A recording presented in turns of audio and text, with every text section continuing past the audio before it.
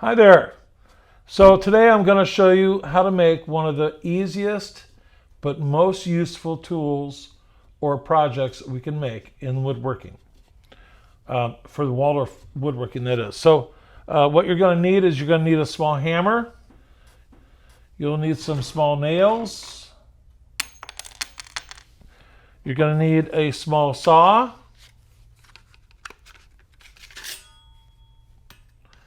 You're going to need a larger saw. And by the way, this is all good quality stuff. You don't want to buy any cheap stuff. You're going to need a square, a rasp, a little sandpaper, and a pencil, and some glue. And of course, you're going to need to look around your shop and find yourself some scrap wood that you can use for this project. Doesn't have to be wonderful or great, but this is just some scrap wood that I cut to the size. And I have some leftover plywood that I'm going to turn this into 2 woodworking boards. So just so happens that this is 30 inches long, so I'm going to cut it right in half. And we have no waste. We'll use all of it. Okay, now, so the first thing is, this is what we're going to be making, okay? You notice how there's a lip on the front, on top, and a lip on the back, on the bottom. So the idea is that the lip hangs over your table that you're working on, and this lip gives the wood something to back up against if you're carving it with something. So you don't have to hold it with your hand like this. You can actually just push it against the wood, and it makes life so much easier. So now if you have the woodworking tables like the ones I have that have this centerpiece that's open and hollow, you could actually turn and use it just like this. So now you can push this way against where you're working. So first thing I'm going to do is I'm going to mark the wood to the size that we want. Okay, so first thing is to, oh, and by the way, did I mention that you need to have a ruler? Yeah, measuring tools you got to have. So I'm going to mark this at, let's see, halfway, which would make it 15 inches. Okay, 15 inches again. You can see that. And then you can either use your straight edge to mark that line, or another possibility is you can use your square to mark that line. Okay, just like that. So it's already marked, I don't need that, I'll put it away. So this is going to be the first task, is to saw that. Now, sawing plywood is not so easy. Now I'm going to actually, I've got this turned around so that the lip is hanging on the inside. So I'm going to pull with my hand and slowly follow the line. Now you notice I'm not going like this with kind of an oblique angle, because I'll end up hitting the board underneath, or I'll hit the table. So and it's easier. It's real easy to get off your line if you're cutting it straight like this. Okay, so I got it laying down here, and I'm following that line.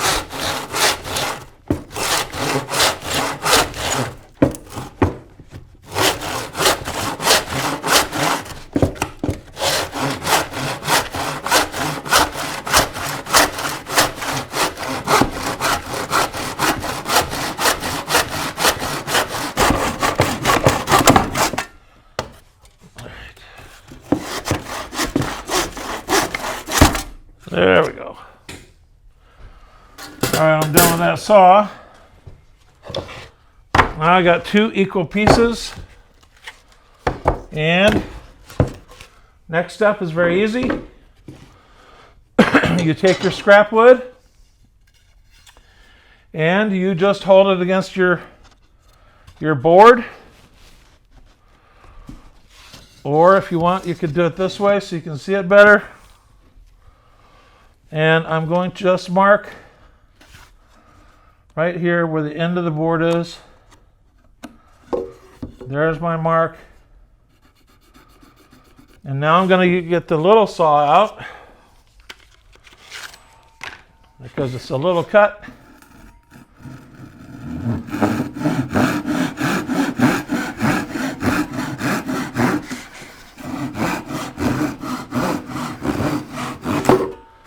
Okay, there's one. And you need 2 of these boards for each of your woodworking boards. Now I call these woodworking boards, it could be, you could call it a table working board, a table protector. You could call it whatever you want to call it, but the idea is that you're going to be working on it and it's going to protect the table underneath where you're working. So if you're working with stone, it's not a woodworking board, is it? It's a stone working board. If you're working with leather, then this would be a leather working board. I mean, you just call it whatever you want to call it. All right.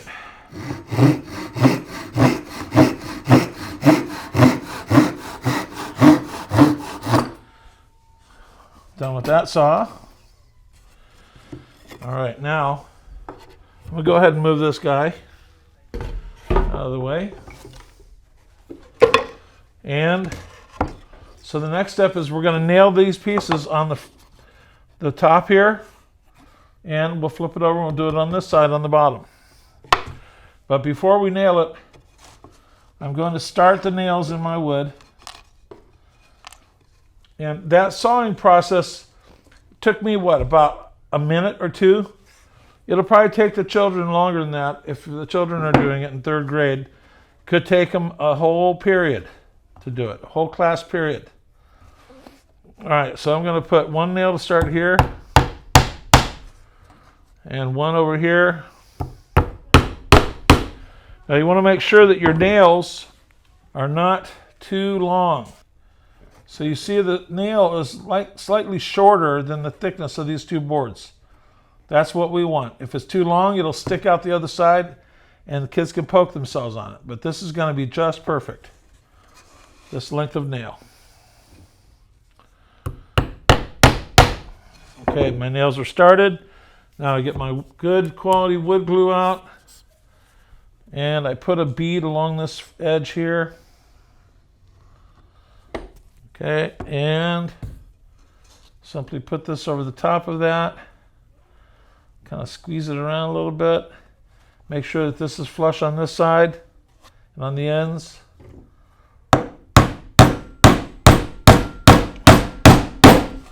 And here. And here. Oops. There you go. Bent a nail. I wish I had $1 for every nail I bent in my life.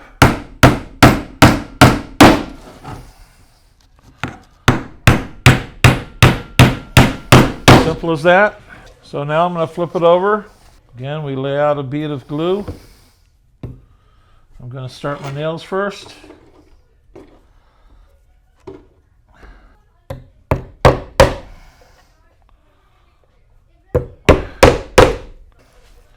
So now I'm going to go ahead and put this second piece on. Hold it there, nice and flush.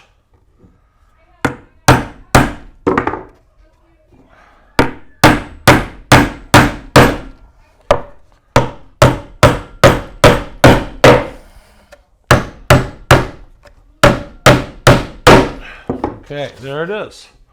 Simple as that. Now, kind of finish it up a little bit.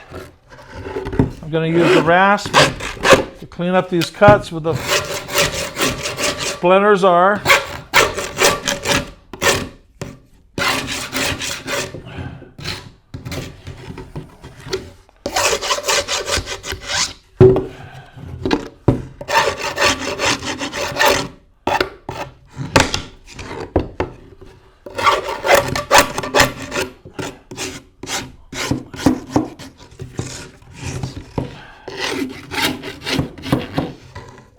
finally, the last touch is a little bit of sandpaper.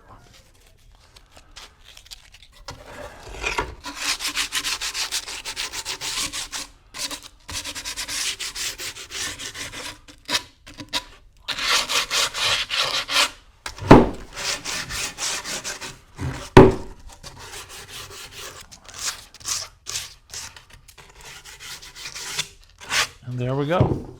Simple as that. Now you have a good working board that you can work with. Shouldn't take the children that long to do this. Maybe a couple of periods total. If you wanted to, you, the teacher, could prepare enough for your whole class ahead of time so that they can get to work on a different kind of project for their very first project. But this is actually quite satisfying for them. They can put their name on it, and then they'll know that this is their project. Sometimes what I do is I'll have the third graders actually measure and put marks on this top board here so that they can get an idea of how long inches are.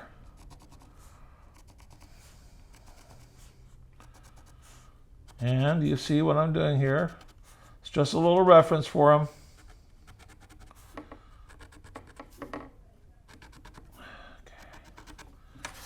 And so it's there. If I don't have a measuring tool nearby, I could just hold this up there and see, oh, this is like 5.5. 1, 2, 3, 4, 5.5. So that's it. Very simple project. Not too expensive. The wood is going to be cheap. You can make 30 of these and still probably spend, I don't know, let's see. US dollars, you spend about maybe $30 maximum to make good 30 of these. Now, I can tell you this right now, that the thickness of this wood is important. Okay, you don't want anything thinner than this. This is actually 3/4 of an inch thick. This board here is 3/4 of an inch thick. 3/4 of an inch thick. So obviously your nail needs to be less than 1.5 inches. Otherwise it'll stick through and poke through on the opposite side, which we don't want. So there it is. Now you're in business. You're ready to go. So let's go make something else. Thanks for visiting. See you next time.